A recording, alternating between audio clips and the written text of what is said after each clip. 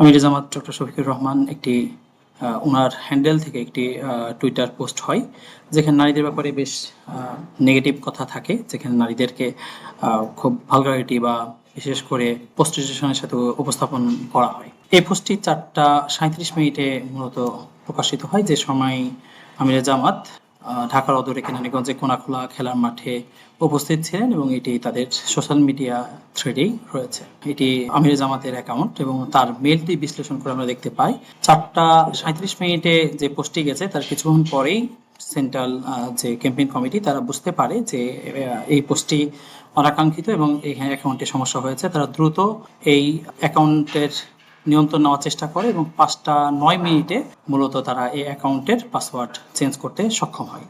যদি তারা নিজেরা এই পোস্ট দিয়ে থাকতো তাহলে কোনোভাবেই কিন্তু এই পাসওয়ার্ড চেঞ্জ করার প্রয়োজন পড়তো না।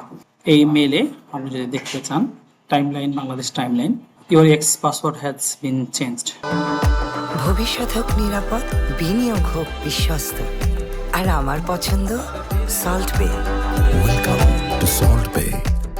সেক্ষেত্রে আমরা দেখতে পাচ্ছেন 5:09 পাসওয়ার্ডটি চেঞ্জ করা সক্ষম হয়েছে। আমি আরেকটা উদাহরণ দেখাতে পারি যে 5:09 যে এই সেশনটি পরিবর্তিত হয়েছে, একইভাবে এখানে আপনারা তার ডিভাইসের লগইন বা বিস্তারিত দেখতে পাচ্ছেন। আমরা সরাসরি যদি তার এক্স হ্যান্ডেল দেখতে চাই, এটা ডক্টর শফিকুর রহমানের ভেরিফাইড আপনার অ্যাকাউন্ট।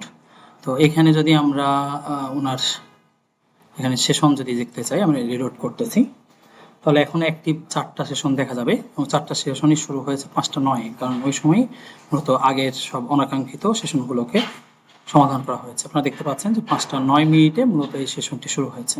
কিন্তু যেহেতু এইটি একটি ফিশিং বা কি বলে সেশনের মাধ্যমে তারা কর্তৃত্ব নেওয়ার চেষ্টা করেছিল, সেক্ষেত্রে দ্রুত বোঝার কারণে আমরা পাসওয়ার্ড চেঞ্জের পূর্বেই এটির কর্তৃত্ব নেওয়ার সক্ষমতা হয়েছে। 5:09 যে আমরা নিয়ন্ত্রণ পুনরুদ্ধার করতে সক্ষম হলাম, এই সময় কিন্তু জানিয়ে দেওয়া হয়েছে। এখন পর্যন্ত কোনো আলোচনাও আসে নাই, কোথাও কিন্তু আসে না।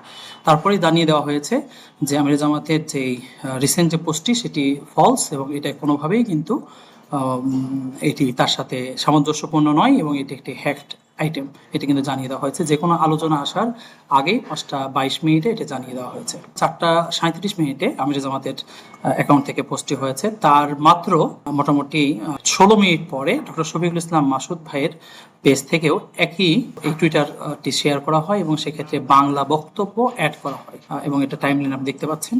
4:53 মূলত এইটি পোস্ট করা হয়। এটিও আমাদের নজরে পড়ে এবং দ্রুত আইডিটার নিয়ন্ত্রণ নেওয়া আমরা নিতে পারি এবং এটি বিভিন্ন সংবাদ মাধ্যমে প্রচারিত হয়েছে, যেমন 10টায় ক্যাম্পাস টাইমসে বা পরে জনকণ্ঠে প্রকাশিত হয়েছে যখন আলাপ আলোচনা কেবল শুরু হয়েছে।